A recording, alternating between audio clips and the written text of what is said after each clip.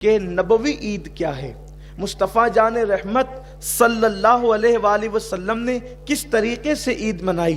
آقا کریم صلی اللہ علیہ وسلم نے فرمایا استطاعت کے مطابق قیمتی کپڑا پہنا جائے، یعنی ایسا نہ ہو کہ آپ کی استطاعت ہے، بہت اچھا کپڑا آپ پہن سکتے ہیں، اس کے باوجود بھی آپ جو ہے وہ یوں ہی پھٹے پرانے اور دھلے ہوئے کپڑے پہن کر آ جائیں۔ نہیں، اگر اللہ نے نوازا ہے تو آپ جو ہے وہ اچھے کپڑے پہنے، نئے کپڑے پہنے، نئے میسر نہ ہو تب دھلے ہوئے پہنے، لیکن کپڑے اچھے پہنے، اس لیے کہ عید کا دن ہے، آج عید کا دن ہے، اللہ اپنی دی ہوئی نعمت کو تمہارے وجود پر دیکھنا چاہتا ہے۔ لیکن معاذ اللہ اب عید مسلمانوں کی ایسی ہوتی جا رہی ہے کہ دوسروں کے مذہبی تہواروں میں اور مسلمانوں کی عید میں اب کوئی بہت زیادہ فرق نظر نہیں آتا۔ ہم عید کے دن صرف ایک کام کرتے ہیں جو سنت ہے، جسے دگانا کہتے ہیں، نماز عید کہتے ہیں، اور جیسے ہی عیدگاہ کو ہم پار کرتے ہیں پھر ہم اپنی حدوں کو توڑ دیتے ہیں۔ اگر ہمارے سروں پر ٹوپی نہ ہو، ہمارے چہروں پہ داڑیاں نہ ہو، تو کوئی محسوس بھی نہ کرے کہ یہ مسلمان ہے یا نہیں۔ آپ سے میں پوچھنا چاہتا ہوں میرے پیارے آقا صلی اللہ علیہ وسلم کے پیارے دیوانوں، جس قوم نے مہینے بھر تک کے روزے رکھے، جس قوم نے مہینے بھر تک کے تراویح پڑھی، جس قوم نے مہینے بھر تک کے رب کی بارگاہ میں آنسوؤں کی سوگات پیش کی، اگر پھر اسی قوم سے عید کے بعد سنیما گھر پر ہو جائیں تو پھر روزے کس چیز کا نام ہے؟ روزہ تو نام ہے لعلکم تتقون، روزے اس لیے تم پہ فرض کیے تاکہ تم متقی بن جاؤ۔ لباس بھی وجود پر اسلامی نہیں، سر بھی اب لوگ بناتے ہیں اور حجامت بھی کرواتے ہیں تو اسلامی طرز کے مطابق نہیں۔ پتہ نہیں ہمارے جوانوں کو کیا ہو گیا، اسلام کی دی ہوئی نعمتوں کو اب وہ اپنے لیے کافی نہیں سمجھ رہے، اللہ ماشاءاللہ ہر چیز نہیں لانا چاہتے ہیں۔ سر کا خط بنانے کا انداز بھی، جسے آپ حجامت کہتے ہیں یا کٹنگ کہتے ہیں، وہ بھی معاذ اللہ غیروں کی طرح، اور پھر صرف غیروں کی طرح نہیں بلکہ ایسے انداز سے اس کو اختیار کرتے ہیں کہ جس کی اللہ کے رسول صلی اللہ علیہ وسلم نے آج سے 1450 سال پہلے مذمت فرمائی تھی۔ عید کے لیے خصوصی کٹنگ کروائی جا رہی ہے۔ وہ کٹنگ کیسی ہے؟ کچھ بال بہت بڑے ہیں، کچھ بال بہت چھوٹے ہیں۔ اللہ کے رسول صلی اللہ علیہ وسلم نے ارشاد فرمایا آج سے 1450 سال پہلے کہ کچھ لوگ اپنے سر کے بال بختی اونٹوں کی طرح رکھیں گے، اللہ نے ان پہ جنت کی خوشبو کو بھی حرام کر دیا ہے۔ آج کے نوجوان لڑکے خصوصی طور پر اس طریقے کی حجامت کا اہتمام کر رہے ہیں۔ ان کو دیکھو، بدن پر باضابطہ طور پر جو ہے بیل بوٹے بنوائے جا رہے ہیں۔ کب؟ مسلمانوں کی عید ہے، اور چونکہ اب بدن پر بیل بوٹے ہوں گے تو اس کو بتانے کے لیے جسم کو ننگا رکھنا یعنی چھوٹے کپڑے پہننا بہت ضروری ہوگا، تبھی تو بیل بوٹے نظر آئیں گے۔ میرے پیارے آقا صلی اللہ علیہ وسلم کے پیارے دیوانوں، یاد رکھنا یہ مغربی تہذیب، یہ مغربی کلچر، یہ گناہوں کا ماحول تمہارے لیے نقصان دہ ہے۔ اللہ کے رسول صلی اللہ علیہ وسلم نے پورے کپڑے پہننے کو سنت قرار دیا ہے۔ اس کا فائدہ کیا ہے؟ اللہ کے رسول صلی اللہ علیہ وسلم ماؤں سے زیادہ مہربان، باپ سے زیادہ مہربان، ارے کروڑوں مائیں بفرض محال اگر کسی ایک بچے کی ہو تو کروڑوں مائیں مل کر کے اپنے بچے سے جتنا پیار نہیں کر سکتی، اس سے زیادہ مصطفیٰ جان رحمت نے اپنی امت سے پیار کیا ہے۔ آقا کریم صلی اللہ علیہ وسلم نے جو طریقہ ہمیں بتایا ہے اس میں ہمارا فائدہ ہے۔ آپ اندازہ کریں، اگر آپ شارٹ کپڑے پہنتے ہیں جس سے بازو بھی نظر آتے ہیں، جس سے جو ہے وہ آپ کے جسم کے اعضاء نظر آتے ہیں، اس کا نقصان کیا ہے؟ اللہ کے رسول صلی اللہ علیہ وسلم فرماتے ہیں میری امت میں کثرت کے ساتھ اگر موت ہوگی تو وہ نظر کی وجہ سے ہوگی۔ آقا فرماتے نظر بد حق ہے، یعنی کسی کو نظر لگ جانا حق ہے. جادو اتنا نقصان نہیں پہنچاتا جتنا بد نظر نقصان پہنچاتی ہے. فرمایا گیا کہ جو نظر بد ہے وہ جانور کو لگے تو جانور ہانڈی میں چلا جاتا ہے، پتھر کو لگے تو پتھر ٹوٹ جاتا ہے، اور انسان کو لگے تو انسان قبر میں چلا جاتا ہے. اب یہ جو تم شارٹ کپڑے پہن کر جسم پہ بیل بوٹے بنا رہے ہو، یعنی لوگوں کی نظر تم پر پڑے. لباس تو اس لیے تھا کہ لوگوں کی نظر تمہارے وجود پر مکمل نہ پڑے، لباس اس کو روک لے، لباس تمہارے وجود کی حفاظت کرے. لیکن اب تم نے چونکہ اپنے پورے وجود کو ننگا کر دیا، شارٹ سے شارٹ کپڑے پہن رہے ہو، تو لوگوں کی نظریں تم پر جمے گی اور نظر بد لگے گی. اللہ کے رسول فرماتے ہیں میری امت میں کثرت سے موت نظر بد کی وجہ سے ہوگی. نقصان کس کا ہوا؟ آپ اپنی جان سے جائیں گے. اللہ کے رسول صلی اللہ علیہ وسلم کے غلاموں، آپ نہیں دیکھتے ارے ابھی تو بیٹھا تھا ابھی مر گیا. کس وجہ سے؟ نظر بد کی وجہ سے. آپ نے نظر بد کو کیا سمجھا؟ جادو کرنے والا جب کسی پہ جادو کرتا ہے تو اس کی صلاحیت پر منحصر ہوتا ہے، یا تو جادو اثر کرے گا یا تو نہیں کرے گا. اگر وہ جادو کرنے والا پاورفل نہ ہو، مکمل نہ ہو، تو اس کا کیا ہوا جادو اثر نہیں کرے گا. لیکن نظر بد کا حال یہ ہے، اگر ٹکٹکی باندھے ہوئے کسی کو غور سے دیکھ لیا، نہ سبحان اللہ کا، نہ ماشاء اللہ کا، نہ نگاہوں میں عقیدت ہے، تو پھر وہ نظر بد اس پر اثر کر جائے گی اور اس پر بیماریاں بھی ہو سکتی ہے. پھر وہ پتہ نہیں قبر تک بھی لے جا سکتی ہے. تو بتائیں مغربی تہذیب تو تمہیں قبر تک پہنچانے پر تلی ہوئی ہے، اور آپ ہیں کہ اسی طرف جا رہے ہیں. اور اللہ کے رسول علیہ السلام نے پورا لباس پہننے کا حکم دیا. پورے لباس کی طرف آؤ. عید کو تماشا مت بناؤ، عید کو غیروں کے تہوار کے مشابہ مت بناؤ. اگر سر کے بال کٹاؤ تو اسلام کے مطابق کٹاؤ. ایسے نہیں کہ حضور نے فرمایا کہ بختی اونٹوں کی طرح جو ہے وہ بال کٹائے جائیں گے اور ان لوگوں پر جنت کی خوشبو بھی حرام ہوگی. آج کل کے لڑکے، بلکہ جہاں پر عورتیں اور بچے مسلمانوں کے سگنلوں پر بھیک مانگ رہے ہیں، اس قوم کے جوان صرف کٹنگ بنانے کے لیے 500 اور 1000 روپیہ دے رہے ہیں. جب بتائیں صرف بال کٹانے کا اتنا جو قوم دے گی، پھر وہ قوم ترقی کیسے کرے گی؟ آج ہم سیریا، یمن، عراق، بیت المقدس کا رونا روتے ہیں. بیت المقدس تو ہمارے ہر مسلمان کے لیے عقیدت کا مرکز ہے، لیکن رمضان المبارک میں بیت المقدس کی تراویح ٹی وی پہ نشر ہو رہی تھی. دیکھنے والوں نے دیکھا، آپ نے بھی دیکھا ہوگا، ہم نے بھی سنا کہ بیت المقدس کی، مسجد اقصی کی، جس مسجد اقصی کے لیے ہر مسلمان دعا کر رہا ہے، جس مسجد اقصی کے لیے ہر مسلمان بے چین اور بے قرار ہونا بھی چاہیے، ہمارا قبلہ اول ہے. لیکن جب مسجد اقصی کی تراویح نشر ہو رہی تھی ٹی وی پر، تو دیکھا گیا کہ امام کے پیچھے جتنے کھڑے ہیں 95% لوگ ہیں، نہ ان کے چہرے پہ داڑھی ہے، نہ ان کے سروں پہ ٹوپیاں ہیں. ہمیں ان سے ہمدردی ہے، اللہ ان کی حفاظت کرے. ان کے ہاتھوں میں پتھر ہے، ہم ان کے ہاتھوں کے پتھر دیکھ کر متاثر ہیں، دعا گو بھی ہیں کہ وہ پتھروں سے لڑ رہے ہیں، بندوقوں کا جواب پتھروں سے دے رہے ہیں، ہتھیاروں کا جواب پتھروں سے دے رہے ہیں، لیکن ان کو فتح و نصرت نہیں ملتی. کیوں نہیں ملتی؟ ان کے ہاتھوں میں پتھر تو ہے مگر دامن شریعت نہیں ہے. خدا کی عزت کی قسم، جن دن ان کے ہاتھوں میں شریعت کا دامن آ جائے گا، خدا ان کے اندر اتنی قوت پیدا کر دے گا کہ باطل قوتیں ان کے قدموں میں سرنگو ہونے پہ مجبور ہو جائے گی. جو ٹوپی نہ پہن سکے، انقلاب پتھروں سے تھوڑی آتا ہے. انقلاب تو مصطفیٰ جان رحمت کی شریعت پر عمل کرنے سے آتا. اور ہندوستان کے مسلمانوں کو بھی آگاہ ہونا چاہیے، اگر آپ بھی اور ہم بھی دین کے قریب نہ آئے تو اللہ نہ کرے، 1000 بار نہ کرے کہ وہ دن ہم پر نہ آ جائے. جو ان کو آئے نا، اس سے بدترین دن ہندوستانی مسلمانوں کے لیے آ سکتے ہیں اگر ہم دین کے قریب نہ آئے. یہی روش رہی. عید کے بعد زنا کے اڈوں پہ جانے کا پلان، عید کے بعد سنیما گھروں کو آباد کرنے کا پلان، عید کے بعد عیاشیوں کے اڈوں کو آباد کرنے کا پلان، عید غیر مسلموں کی طرح، کافروں کی طرح منانے کا انداز، فضول خرچی، عیاشی، جوے، عید کی چھٹیوں کے اندر یہ ساری گندگی کرنے کا پلان اگر یہی رہا تو یاد رکھنا میرا رب فرماتا ہے ان اللہ لا یغیر ما بقوم حتی یغیر ما بانفسہم، کہ اللہ کسی قوم سے اس وقت تک نعمت نہیں چھینتا جب تک کہ وہ قوم خود ایسے حالات پیدا نہ کرے۔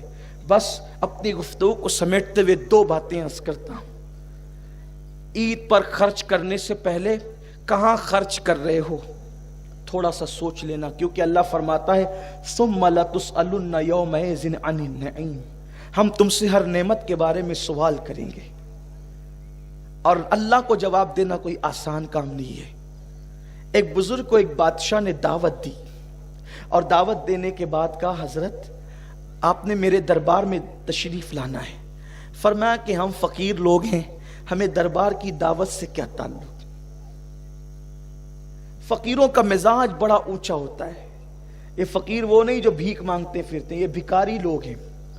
فقیر اس کو کہتے ہیں جس کا تعلق، دل کا تعلق خدا سے جڑ جاتا ہے، اس کو فقیر کہتے ہیں۔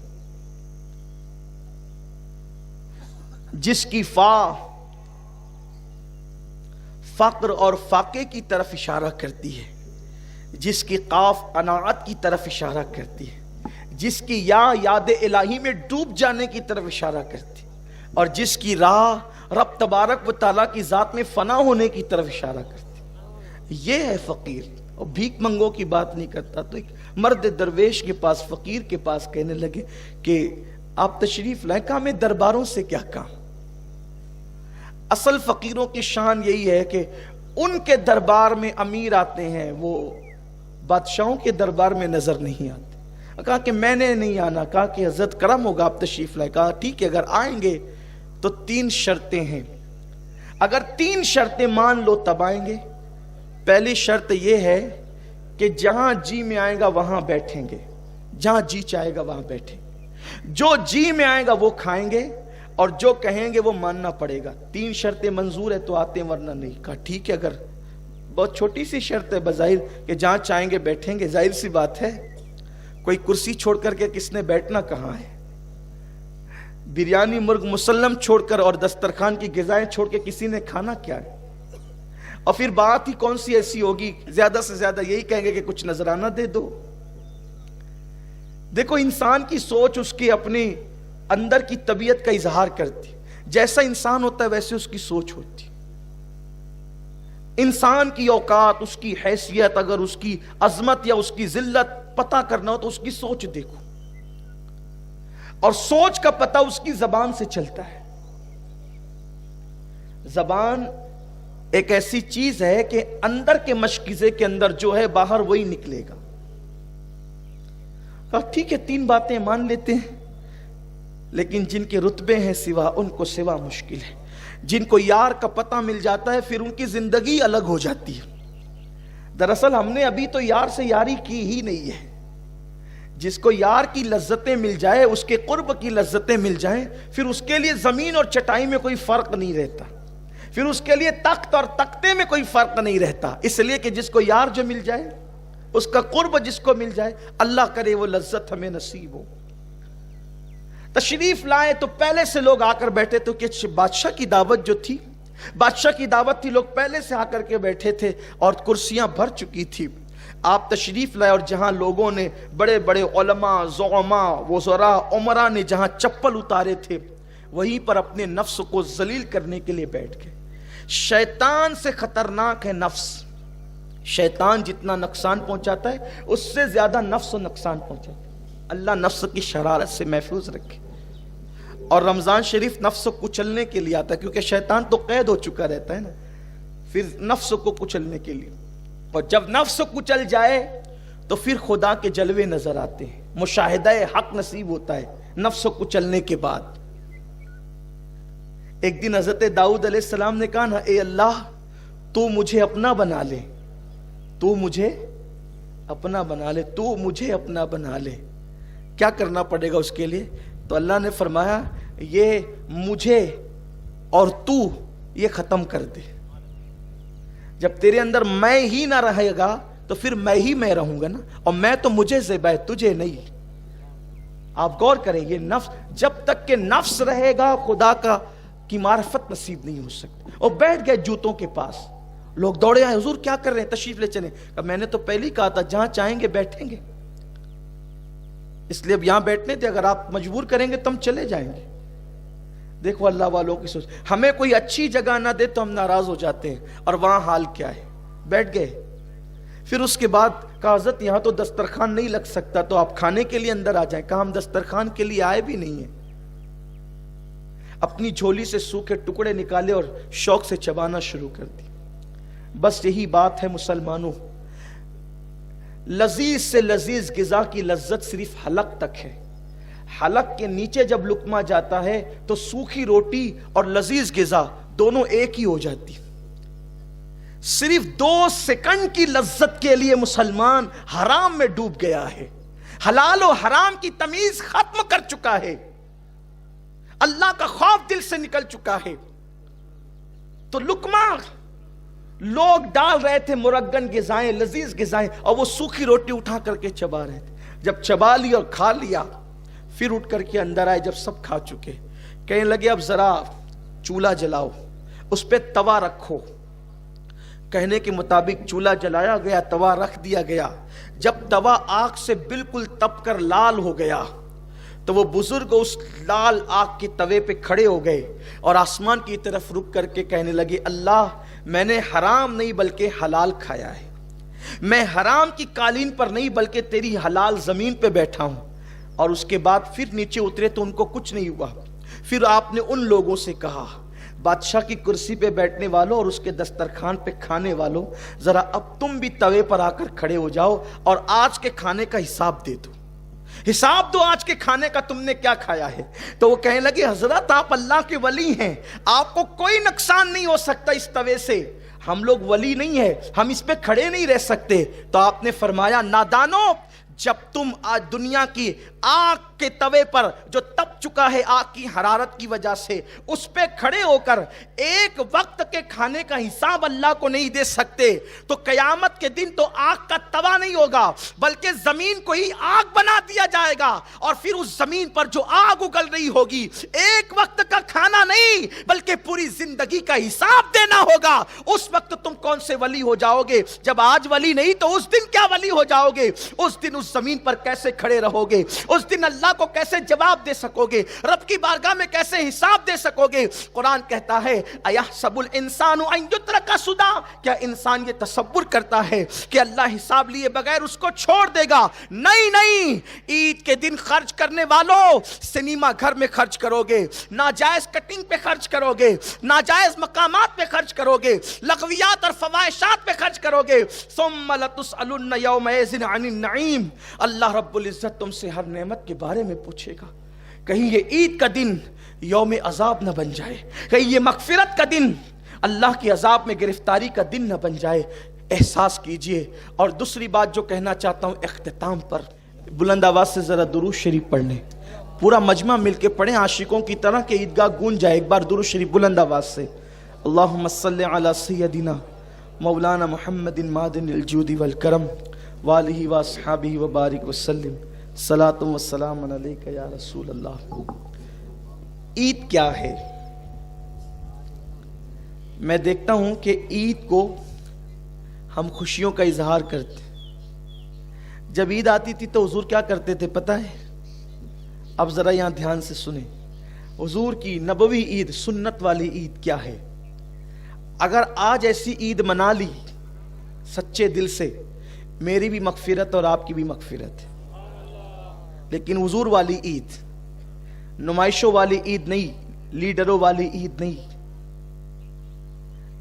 علم ظاہر کے پرستاروں کی عید نہیں, حضور کی سنتوں والے عید. جب عید آتی تھی تو حضور علیہ السلام یہ کرتے تھے کہ جتنے جنگی قیدی ہوتے, جنگی قیدی جن کو قید میں ڈالا جاتا, حضور فرماتے قصور کچھ بھی ہو چھوڑو, آج ہماری عید آ گئی, ان سب کو آزاد کر دو. حضور سب کو چھوڑ دیتے تھے, سب کو معاف کرو. یعنی عید کا دن مسلمانوں کی عام معافی کا دن ہے. اللہ فرماتا ہے فرشتوں نماز عید کے لیے جا رہے ہو نا, فرشتے بھی آتے ہیں نماز عید میں شریک ہونے کے لیے, جمعہ میں, عیدین میں, تو کہا عید کے لیے جا رہے ہو نا, تو میرے بندے جتنے نماز کے لیے آئیں گے ان سب کو میری طرف سے پیغام دینا کہ اللہ تعالیٰ نے تم سب کی مغفرت کر دی، تم سب کو معاف کر دیا، ہم سب معاف کر دیے جاتے ہیں۔ تو اب معاف وہی ہوگا جو کسی کو معاف کرے گا۔ عید کے دن دوستوں سے گلے ملنے والوں، کیا ایسا نہیں ہو سکتا کہ ہم حضور کی سنت کے مطابق عید کے دن دشمن سے بھی گلے مل لیں؟ سگے بھائی کا گھر بازو میں ہے اور ہم عید کے دن نہیں جا رہے ہیں، آپ کی عید نہیں ہے، نئے کپڑے پہنے عید نہیں، بہن ہے گھر میں رو رہی ہے اور آپ سے چھوٹے سے جھگڑے کی وجہ سے آپ اس کے گھر نہیں جا رہے ہیں، آپ کی سب کی عید ہو سکتی، آپ کی نہیں ہے، تو آج عید کیسے منائیں گے؟ آپ کو کسی نے کتنی بھی تکلیف پہنچائی ہے، کتنی بھی اذیت پہنچائی ہے، اس کو معاف کرے۔ کیا سوچ کے معاف کرے؟ اس نے آپ کو دکھ دیا، اس نے آپ کو تکلیف پہنچائی، اس نے آپ کو گالی دی، اس نے آپ کو ستایا، اب آپ کی وجہ سے وہ جہنم کا عذاب بھگتے گا۔ بولو تکلیف کس کو ہوگی؟ امتی جہنم میں جائے گا، تکلیف کس کو ہوگی؟ حضور کو ہوگی۔ سمجھ رہے ہیں آپ؟ میری بات آپ کی سمجھ میں آ رہی ہے؟ امتی جہنم میں جائے گا، تکلیف کس کو ہوگی؟ حضور کو ہوگی۔ کیا آپ میں سے کون چاہتا ہے کہ حضور کو تکلیف؟ جب سیدنا فاروق اعظم پر ایک شخص نے حملہ کیا، خنجر سے حملہ کیا اور آپ زمین پر آ گئے، اور پھر حضرت عبد الرحمن ابن عوف نے نماز پڑھا دی، تو آپ کا پہلا سوال یہ تھا، میرا قاتل کون ہے؟ میرا قاتل کون ہے؟ اور کسی نے کہا حضرت آپ کا قاتل مجوسی ہے، آگ پرست ہے، کافر ہے۔ آپ نے کہا اللہ تیرا شکر ہے میرا قاتل کوئی مسلمان نہیں ہے۔ تو کسی نے پوچھا فاروق اعظم اگر آپ کا قاتل مسلمان بھی ہوتا تب بھی آپ شہید ہوتے، کیونکہ کسی کو قتل کر دے مسلمان تو بھی وہ شہید ہے، پھر آپ یہ کیوں کہتے ہیں اللہ تیرا شکر ہے میرا قاتل کافر ہے مسلمان نہیں ہے؟ فرمایا نادان، اگر میرا قاتل مسلمان ہوتا تو میرے قتل کی وجہ سے اس کو جہنم میں جانا پڑتا، اور وہ میرے وجہ سے جہنم میں جاتا، میرے مصطفیٰ کریم کو تکلیف ہوتی۔ تو کافر جہنم میں جائے اس کا ٹھکانہ تو جہنم ہی ہے، میری وجہ سے کوئی مسلمان جہنم میں نہ جائے۔ تو اگر ہم نے اپنے دل دکھانے والے کو، تکلیف پہنچانے والے کو معاف نہیں کیا تو اپنی وجہ سے وہ جہنم میں جائے گا، یا دنیا میں اپنی وجہ سے وہ مصیبت میں مبتلا ہو جائے گا۔ تکلیف کس کو ہوگی؟ ارے اس نادان کو مت دیکھو جو تمہارا دل دکھا رہا ہے، اس محبوب کو دیکھو جو گنبد خضرا میں آرام کر رہا ہے۔ اس لیے اگر بھائی نے دل دکھایا، بہنوں نے دل دکھایا، دوستوں نے دل دکھایا، احباب نے دل دکھایا اور وہ اہل ایمان ہے، تو نماز شروع ہونے سے پہلے میں آپ کو آپ کے نبی کا واسطہ، میرے نبی کا واسطہ دے کر کہتا ہوں، گردن جھکا کر آدھے منٹ کے لیے ان بندوں کا تصور کر لو اور عرض کرو اللہ میرے دل دکھانے والے، مجھے تکلیف پہنچانے، مجھے ستانے والے کو صرف تیرے محبوب کی خوشی کے لیے میں معاف کرتا ہوں۔ اگر آپ نے ایسا کر دیا اور ہو سکے تو یہاں معاف کر کے ذرا جا کر اس کو اطلاع بھی دے دینا، یا میسج بھی کر دینا، یا فون بھی کر دینا کہ بھئی میں نے تجھے معاف کر دیا، اگر ہو سکے تو، ورنہ اتنا معاف کرنا ہی کافی ہے۔ بولو ہو سکتا ہے ایسا؟ ہو سکتا ہے ایسا؟ بہن بھائی رشتہ دار اگر روٹھے ہوں تو ہم آج کے دن ان کو منا لیں، اور یہ دن آتا ہی اسی لیے، دیکھو اور دن ملنے کے لیے جاؤ گے نا تو آپ کو اچھمبا لگے گا، اجنبی پن لگے گا، یار یہ کیا ہو گیا، لیکن عید کے دن جاؤ گے نا تو لوگوں کو، اس کو بھی شوق ہوگا اور آپ کو بھی شوق ہوگا کہ یار تو ہے ہی آج کا عید کا دن نا، تو آج معافی کا دن ہے۔ بولیے ایسا ہو سکتا ہے؟ انا کو فنا کرو، اور یاد رکھنا معاف کرنے والا چھوٹا نہیں ہوتا، معاف کرنے والا بڑا ہوتا ہے، اور یہ بھی یاد رکھنا معاف کرنے والا ستانے والے سے زیادہ بہتر ہوتا ہے۔ حضور کو مکے کے کافروں نے کتنا ستایا، لیکن جب وہ سامنے کھڑے رہے تو حضور علیہ السلام نے ان سے فرمایا بتاؤ تمہارے ساتھ کیا سلوک کروں؟ انہوں نے کہا تھا آپ کریم ابن کریم ہے، آپ سے تو کرم کی امید کی جا سکتی ہے۔ حضور فرماتے جاؤ میں نے تم سب کو معاف کر دیا۔ تو معاف کرنا اپنے نبی کی سنت ہے، معاف کرنا اپنے اللہ کی سنت ہے، اللہ کو معاف کرنا پسند ہے۔ ذرا ہاتھ اٹھا کر کے مجھے اشارہ دیں کہ کون کون ایسا بندہ ہے جو حضور کو خوش کرنے کے لیے اپنے کو تکلیف دینے والے کو معاف کرتا ہے۔ آدھا منٹ سب سر جھکا کر اللہ سے عرض کریں، اللہ سے باتیں کریں، میرے اللہ میں نے تیرے محبوب کی خوشی کے لیے اپنے دل دکھانے والوں کو معاف کر دے۔ کوئی ہمیں کچھ کہیں ہم اپنا دل بڑا رکھیں اور ہم لوگوں کو معاف کریں، حضور کی سنت پہ عمل کریں۔ معاف کرو گے معاف کیے جاؤ گے۔ اللہ تعالی ہم سب کو توفیق دے۔